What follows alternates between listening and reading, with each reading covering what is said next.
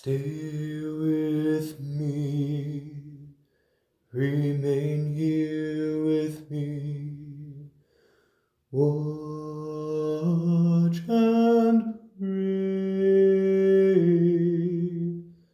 watch and pray.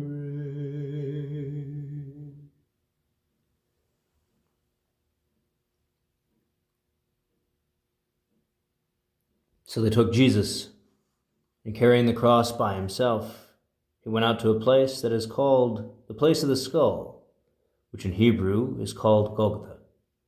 There they crucified him, and with him 2 others, one on either side, with Jesus between them. Pilate had also an inscription written and put on the cross. It read, "Jesus of Nazareth, the King of the Jews."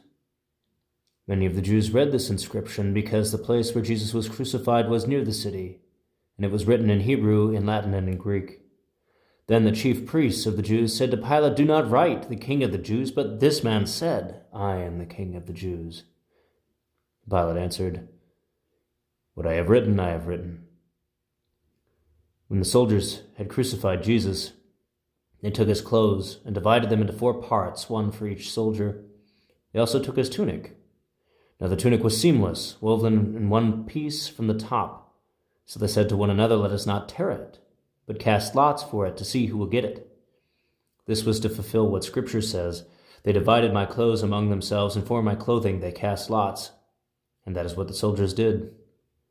Meanwhile, standing near the cross of Jesus were his mother and his mother's sister, Mary, the wife of Cleopas, and Mary Magdalene. And when Jesus saw his mother and the disciple whom he loved standing beside her, he said to his mother, "Woman, here is your son."